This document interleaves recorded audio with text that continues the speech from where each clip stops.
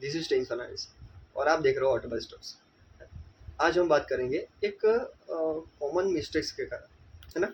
आज हम बात करेंगे कि 10 ऐसी खामियां जो कार ओनर्स करते हैं।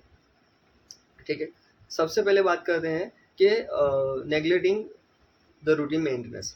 कई बार क्या होता है कि ओनर और ड्राइवर नेग्लेक्ट करते हैं रूटीन मेंटेनेंस को, मतलब ऑयल चेंज करना है और एयर फिल्टर साफ करना है, एयर फिल्टर रिप्लेस करना है, अदर ऑयल्स है, कूलेंट ब्रेक ऑयल है और गाड़ी का नॉर्मल चेकअप, ये सब कुछ नेग्लेक्ट करता है ना। दूसरा कॉमन मिस्टेक है इग्नोरिंग द वार्निंग लाइट्स। ठीक है, इग्नोरिंग द वार्निंग लाइट्स मतलब गाड़ी के अंदर सिस्टम में क्या क्या वार्निंग लाइट्स आती है, जैसे कि एयरबैग की है, एमआई लाइट की है, फिर एबीएस की है, फिर ट्रैक्शन कंट्रोल की है, हिल कंट्रोल की है ना, और कई सारी पार्किंग लाइट की है। ये सारी वार्निंग लाइट्स कहते हैं, है ना। अब इनमें से कोई लाइट्स नहीं चलती है, मतलब कोई फिर ऑयल लो ऑयल प्रेशर का है, फिर गाड़ी के अंदर ऑयल ख़त्म हो जाए उसके लाइट आती है ना। फिर सीट बेल्ट का बिप बिप आता है, वो जैसे साइन रहती है आपको पता होना चाहिए। सो सेकंड रीज़न है कि कई सारे ओनर और ड्राइवर को जो भी वार्निंग लाइट्स होती है वो पता होती नहीं है। तीसरी जो है वो है गाड़ी के अंदर जो ऑयल चेंज रहता है उसको स्किप कर देते हैं। कई सारे कस्टमर और ओनर क्या करते हैं कि अपनी गाड़ी में जो ऑयल चेंज रहता है उसका जो कार में 1 ईयर और 10,000 किलोमीटर रहता है ना। फिर ऑयल का क्वालिटी के ऊपर है, फुली सिंथेटिक रहता है तो मतलब 12,000 और 13,000 पर खींच देता है ना। अपन नॉर्मल अपन ऑयल चेंज का आप क्राइटेरिया देखो तो 1 ईयर और 10,000 किलोमीटर ही है। कई सारे कस्टमर क्या करते हैं कि 10,000 किलोमीटर के ऊपर 2-3 हज़ार चला देते हैं, है ना, और गाड़ी फिरती नहीं है। और कोई कोई कस्टमर ऐसा रहेगा गाड़ी फिरती नहीं है, पर क्या करते हैं 1 साल में उसको चेंज कराना पड़ता है, चले ना चले गाड़ी। वो क्या करते हैं कि 2 साल चला लेते हैं, 2.5 साल चला लेते हैं, 1.5 साल चलाते हैं, वैसा कुछ करते हैं। But that is a wrong practice about car. We have to change the engine oil on 10,000 kilometre और 1 ईयर, है ना।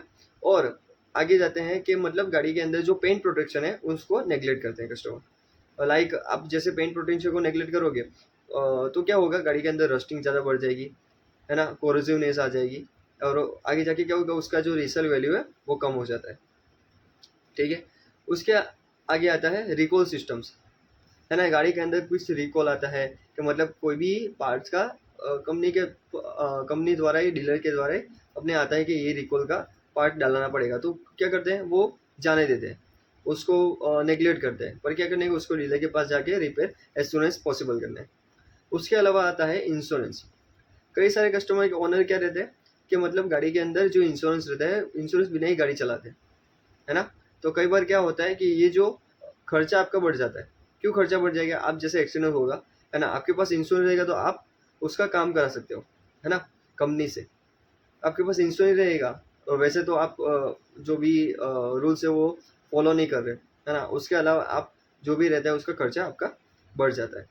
ओके, आगे आते हैं कि गाड़ी के अंदर जो अलग अलग फ्लूइड्स रहते हैं, है ना, वो रॉन्ग फ्लूइड्स लगा देते हैं। लाइक इंजन ऑयल हो गया, कूलेंट हो गया, ब्रेक ऑयल हो गया, पावर स्टीयरिंग का ऑयल हो गया, है ना। कई सारे ऑयल्स और लुब्रिकेंट्स आते हैं, कूलेंट्स आता है, ब्रेक ऑयल आते हैं। वो कई सारे लोग क्या करते हैं बाहर से परचेस करते हैं और उसकी क्वालिटी बहुत ख़राब होती है ना। आपको क्या करना है कि ऑथराइज डीलर से और अच्छी अच्छी खासी कंपनी से आपको वो परचेस करना है और गाड़ी में अंदर डलाना है।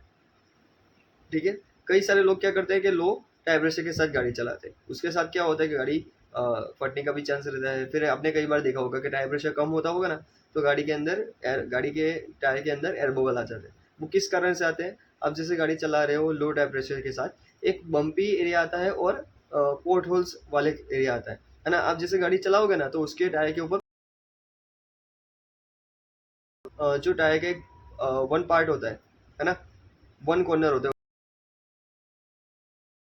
कोई आती है वन टाइप ऑफ। तो क्या रहेगा, आप जैसे और उसके बाद आप जैसे हवा पूरोगे तो उसमें एयर बबल आ जाएगा, है ना, डेट कैन कोज। तो ये क्या होता है गाड़ी के अंदर, और लो प्रेशर आप गाड़ी चलाओगे तब होगा, है ना। गाड़ी के अंदर और क्या क्या चीज़ होती है, गाड़ी के सिस्टम आपको पता नहीं होता है ना। गाड़ी में,